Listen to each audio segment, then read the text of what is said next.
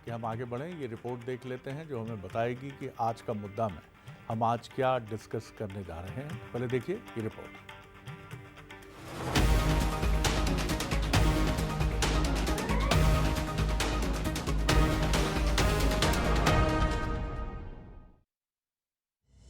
उन्नीस में एक फिल्म आई थी, आखिर क्यों।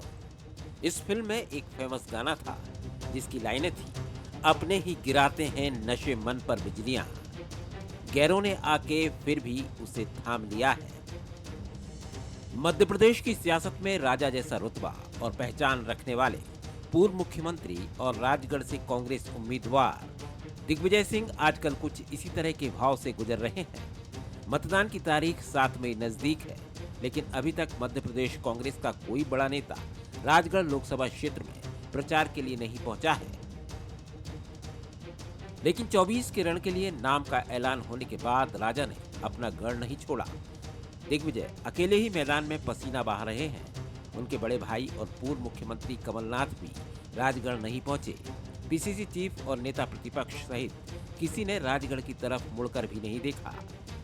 बीजेपी इसको लेकर तंज तो कसी रही है, दिग्विजय पर हमला करने में भी नहीं चूक रही है। दिग्विजय सिंह जी ने जिस प्रकार से भगवा आतंकवाद शब्द को इजाद करके हिंदू दर्शन का अपमान किया, जाकिर नाइक जैसे आतंकवादियों को शांति दूत कहा, राम मंदिर का विरोध किया, राम सेतु तोड़ने का षड्यंत्र किया, तो ये बात सही है कि दिग्विजय सिंह के साथ कोई खड़ा नहीं होना चाहता। देखिए, ये इनके बड़े बड़े मायने हैं। इनके पीछे की घमासान जो है वो है, कमलनाथ जी अपने बेटे के अलावा किसी दूसरी कॉन्स्टिट्यूंसी में प्रचार करने के लिए गए नहीं। क्यों नहीं गए, इसका उत्तर मेरे को लगता है सभी के पास में है। दूसरी बात, भाजपा को जिताने के लिए दिग्विजय सिंह ही काफ़ी है। राजगढ़ के रण में अकेले पड़ी राजा को अपनों यानी एमपी कांग्रेस का सहारा तो नहीं मिला। अब राजस्थान के पूर्व मुख्यमंत्री अशोक गहलोत और सचिन पायलट लगातार 2 दिनों तक प्रचार करेंगे। मतलब साफ है कि पड़ोसी मदद के लिए आ गए हैं, लेकिन घरवाले नहीं पहुंचे। इस मसले पर कांग्रेस का रुख साफ है। दिग्विजय सिंह जी खुद राष्ट्रीय स्तर के नेता हैं, 10 साल मुख्यमंत्री रहे हैं, उनके क्षेत्र में किसी नेता की क्या जरूरत है। मध्य प्रदेश ही नहीं, देश के तीसरे चरण के रण में राजगढ़ सबसे हॉट सीटों में शुमार है। 33 साल बाद दिग्विजय सिंह यहां से चुनावी मैदान में है। दिग्विजय पर बीजेपी की नजर भी है और उनको लेकर ज्यादा बयानबाजी से भी बीजेपी गुरेज कर रही है। राजगढ़ में दिग्विजय सिंह का मुकाबला बीजेपी के मौजूदा सांसद रोडमल नागर से है। नागर मोदी की गारंटी लेकर चुनावी मैदान में है, तो राजा पब्लिक कनेक्ट के सहारे रण जीतने में जुटे हैं। लोकल पब्लिक कनेक्ट तो ठीक है, लेकिन एमपी कांग्रेस से कनेक्ट को लेकर कई सवाल हैं। क्या प्रदेश के बड़े नेताओं का ना आना राजा की रणनीति है, या फिर वो सच में अकेले पड़ गए हैं? मसला कुछ भी हो, फिलहाल उनको गैरों का ही सहारा मिलता दिख रहा है। नमस्कार, आज का मुद्दा में आपका बहुत बहुत स्वागत है। मैं हूं शरद द्विवेदी और आज का हमारा मुद्दा है गैरों के भरोसे राजा। तो गैरों के भरोसे राजा क्यों हैं? अंदर खाने की खबरें हैं कि दिग्विजय सिंह जी ने यह तय कर रखा है कि इस चुनाव को वो सिर्फ अपने बूते पर लड़ेंगे, क्योंकि कोई भी आएगा, अगर चुनाव में परिणाम नकारात्मक रहते हैं तो उसके सर भी ठीकरा फोड़ा जाएगा कि राहुल गांधी की रैली भी दिग्विजय सिंह जी को नहीं बचा पाई, कमलनाथ और तमाम बड़े नेताओं का आना भी, प्रियंका जी का आना भी नहीं बचा पाया। और सफल होते हैं तो पूरा श्रेय भी जाहिर है उनको और उनकी टीम को जाएगा। ये रणनीति मानी जा रही है दिग्विजय सिंह की। लेकिन क्या ये रणनीति वाकई कारगर रणनीति है? एक तरफ हम देख रहे हैं कि ज्योतिरादित्य सिंधिया, जो कभी इसी शैली से चलते थे, लेकिन भारतीय जनता पार्टी में आने के बाद गुना शिवपुरी में हम देख रहे हैं कि अमित शाह भी आ रहे हैं और डॉक्टर मोहन यादव भी आ रहे हैं। तमाम बड़े नेताओं के आने का क्रम वहां जारी है और अब सुन तो ये भी रहे हैं कि 4 मई को उत्तर प्रदेश के मुख्यमंत्री योगी आदित्यनाथ भी वहां आ सकते हैं। तो एक तरफ वो सिंधिया जो कांग्रेस में थे तो कोई बड़ा नेता उनके क्षेत्र में नहीं जाता था, तो क्या ये कांग्रेस बीजेपी की रणनीति है? बीजेपी में ये सब नहीं चलता है, वहाँ कहा जाता है नहीं था, फोकस करिए। तमाम बड़ी बातें हैं, आज इसी पर हम डिस्कस करेंगे। ये रणनीति है या उन्हें अकेला छोड़ दिया गया? जो बंसल न्यूज़ के सुलगते सवाल हैं सबसे पहले देखिए उन 3 सवालों की तरफ नज़र। क्या सच में राजगढ़ के रण में अकेले पड़ गए हैं दिग्विजय सिंह? सवाल नंबर 2, क्या गहलोत और पायलट राजा को जीत की उड़ान दे पाएंगे? और देन सवाल नंबर 3, मध्य प्रदेश कांग्रेस के नेताओं को बुलाना दिग्विजय सिंह की रणनीति तो नहीं है? क्या उनको न बुलाना उनकी रणनीति का हिस्सा है कि कोई भी मध्य प्रदेश का बड़ा नेता नहीं आएगा? जो मेहमान हमारे साथ हैं उनसे मुलाकात कर लीजिए। स्टूडियो में मेरे साथ हैं Manoj Saini, executive editor political affairs. बहुत स्वागत है मनोज। मेरे साथ हैं विवेक त्रिपाठी हैं, प्रवक्ता हैं कांग्रेस के, उनका बहुत स्वागत है। और साथ ही दुर्गेश केशवानी जी हैं, प्रवक्ता हैं भारतीय जनता पार्टी के। बहुत स्वागत है दुर्गेश जी आपका भी। जी मनोज, सबसे पहले मैं आपकी तरफ आता हूं। दिग्विजय सिंह जी की रणनीति का हिस्सा इसको माने, या जैसा हम देखते हैं कि दिग्विजय सिंह के बारे में ये भी कहा जाता है कि जो भी होगा उसको मैं ही झेलूंगा, इसीलिए गहलोत पायलट की बात छोड़ दीजिए, लेकिन बाकी किसी के लिए राजगढ़ में कोई जगह नहीं। कि आपने खुद ने जब उनसे बात की थी तो उन्होंने खुद कहा था कि मैं एक पंचिंग बैग की तरह हूँ जिसमें रखते रहते हैं, तो वो खुद अपने ऊपर ही लेना ज़्यादा पसंद करते हैं। और वैसे भी जब भारतीय जनता पार्टी वर्सेस दिग्विजय सिंह चुनाव, बीजेपी कांग्रेस का चुनाव नहीं है, वहाँ दिग्विजय सिंह वर्सेस भारतीय जनता पार्टी है। ये बात अलग है कि 2019 के चुनाव जब हुए तो वो उस तरह की सफलता नहीं पा पाए, बल्कि अच्छे मतों से हार का सामना करना पड़ा। लेकिन राजगढ़ में जाकर पूरी स्थितियां बदल जाती है। राजगढ़ उनका गढ़ है, दिग्विजय सिंह का गढ़ है, जहां से वो लगातार चुनाव जीते हैं, लोकसभा भी जीते हैं, विधानसभा भी जीते हैं। हाल ही में 163 सीटें लेकर भारतीय जनता पार्टी आई, लेकिन उनका जो गढ़ था राघवगढ़, वहाँ से भी चुनाव जीतने में जयवर्धन कामयाब रहे। तो उन्हें बहुत विश्वास है वहाँ की जनता पर। लेकिन इतना ज़रूर है कि कई वरिष्ठ नेता है, जैसे कमलनाथ जी, उनके बड़े अच्छे मित्र भी कहे जाते, भाई के रूप में भी कहे जाते, यदि जाकर खड़े होते तो फिर शायद ये कहने का मौका नहीं मिलता। लेकिन क्या वो मौका नहीं दे रहे, तो मुझे लगता है इस पर ज़्यादा विश्वास करना चाहिए। जहाँ तक अशोक गहलोत और सचिन पायलट की पहुँचने की बात है, तो वहाँ के जातिगत समीकरण बहुत अलग है शरद जी। गहलोत ओबीसी वर्ग से आते हैं और उस समाज से, जिस समाज से वो आते हैं, काफ़ी बड़ा क्षेत्र, खासकर हम राघवगढ़ की बात करें, आसपास का जो क्षेत्र उनका आता है उसमें बहुत बड़ा वर्ग उस जाति का रहता है, तो उसका सीधा असर पड़ेगा। और गुर्जर वर्ग भी बहुत आता है, जिससे सचिन पायलट आते हैं। तो बड़ी राजनीतिक तौर पर मुझे लगता है सचिन पायलट और गहलोत के दौरे हैं। दूसरा, राजस्थान से वहाँ की बॉर्डर भी लगी हुई है, तो वो एक जैसा कल्चर है, तो बहुत रणनीति के साथ आगे बढ़ रहे हैं। और राजगढ़ और मुरैना, छिंदवाड़ा और साथ ही हम बात करें मंडला की, तो ये वो सीटें हैं जहाँ से भारतीय जनता पार्टी भी चिंतित है। और कमलनाथ जी भी ये पूछ सकते हैं दिग्विजय सिंह जी से कि आप भी एक भी दिन के लिए छिंदवाड़ा नहीं आए, तो ये कोई अंडरस्टैंडिंग तो नहीं है। बहरहाल दुर्गेश केशवानी जी की तरफ मैं चलूँगा। आपके यहाँ हमेशा ये माना जाता है, अभी हम सुन भी रहे थे आपके भारतीय जनता पार्टी के जो लीडर हैं रजनीश अग्रवाल, वो कह रहे थे कि दिग्विजय सिंह यानी भारतीय जनता पार्टी की जीत का पर्याय। क्यों आप लोग इतने कॉन्फिडेंस में रहते हैं दिग्विजय सिंह जी को लेकर? सर, कॉन्फिडेंस देखिए, इस बार आपके ही नेताओं ने सतर्क किया है कि कॉन्फिडेंस का अतिरेक कई बार चुनौतियों को जन्म देता है। ऐसा ना हो कि दिग्विजय सिंह जी बाउंस बैक कर जाएं।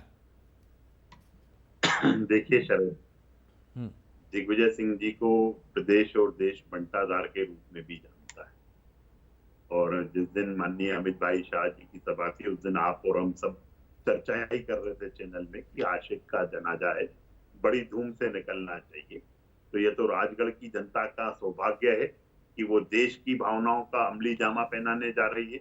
और निश्चित ही जब राजगढ़ की जनता को यह मौका मिला है, तो जनता उस मौके को नहीं चूकेगी और दिग्विजय सिंह जी को 5 लाख वोटों से ज्यादा हराकर घर बिठाने का काम करेगी। रही बात, दिग्विजय सिंह जी वो नेता हैं जिन्होंने भगवे को आतंकवाद से बताने में कोई कोताही नहीं बरती, जाकिर नाइक को शांति का दूत बताने की कोई कोताही नहीं बरती, और वो हमेशा ही एक विपरीत प्रवाह में रहे।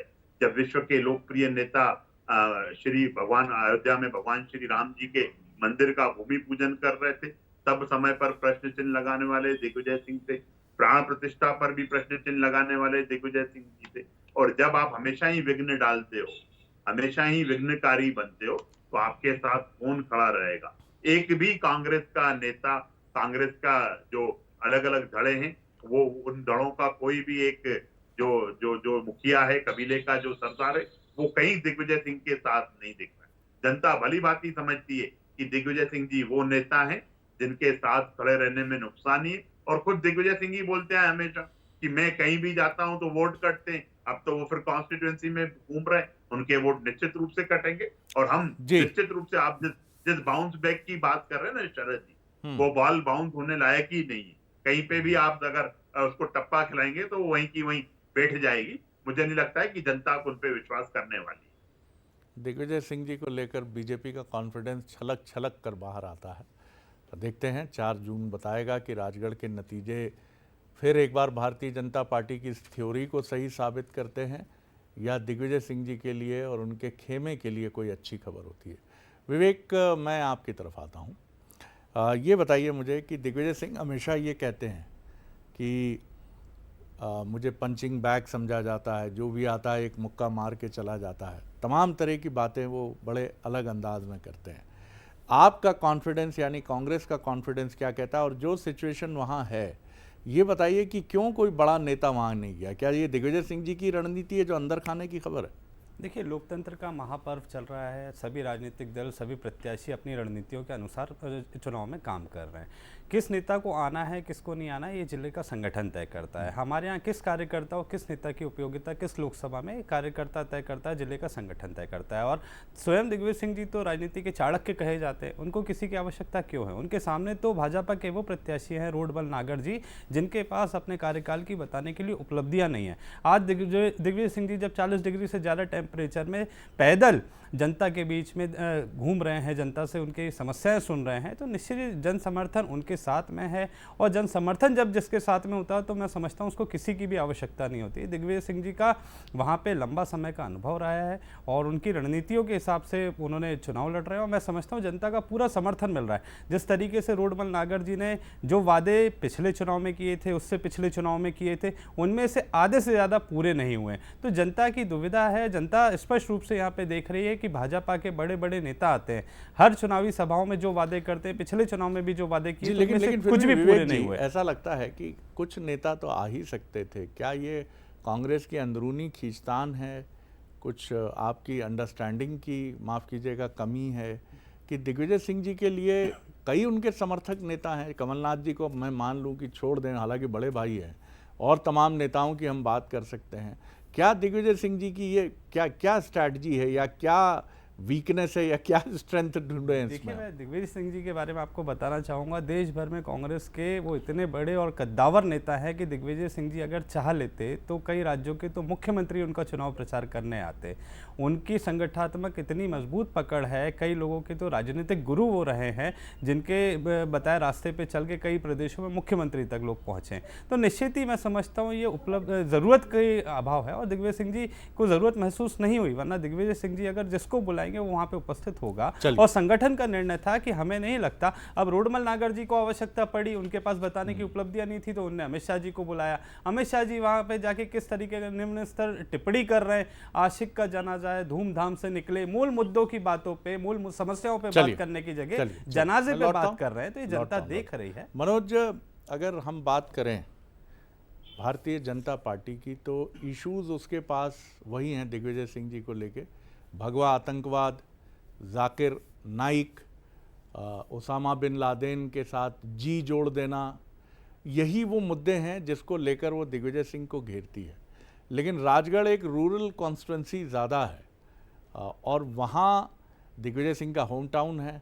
तो इन परिस्थितियों में आपको क्या लगता है कि टेलीविज़न की डिबेट्स में या बीजेपी की तरफ झुकने वाला जो बुद्धिजीवी तबका है, जो इन सारे इश्यूज़ को समझता है कि जाकिर नाइक कौन है, भगवा आतंकवाद का क्या मतलब, अगर देखें सनातन परंपरा में ये कितना बड़ा आक्षेप है, और ओसामा बिन लादेन के साथ जी जोड़ देना कितना बड़ा अनर्थकारी काम है। क्या आपको लगता है कि ये इशू वहाँ मैटर करेंगे या फिर वहाँ दिग्विजय सिंह की छवि और राजगढ़ जो उनका होम टाउन है, वहाँ उनकी ताकत, ये एक बड़ा गेम चेंजर है? देखिए, मुझे तो जो दिखाई दे रहा है शरद जी, चूंकि आप भी पहुंच रहे हैं, मैं भी कुछ लोकसभा में जाने का मौका मिला है और अभी हम लोग लगातार पहुंच रहे हैं जनता के बीच में, तो मुझे तो बिल्कुल भी नहीं लग रहा है इस बार, बिल्कुल तो नहीं कहूंगा, लेकिन ये नहीं लग रहा है कि जिस तरह के मुद्दों की आप बात कर रहे हैं वो मुद्दे कहीं देश में भी दिखाई दे रहे हैं। बहुत अलग तरह का चुनाव है, इसीलिए देखिए बड़े धीरे से मोदी जी ने भी उससे हटने का प्रयास किया और मोदी की गारंटी यानी विकास के कामों को लेकर वो ज़्यादा है।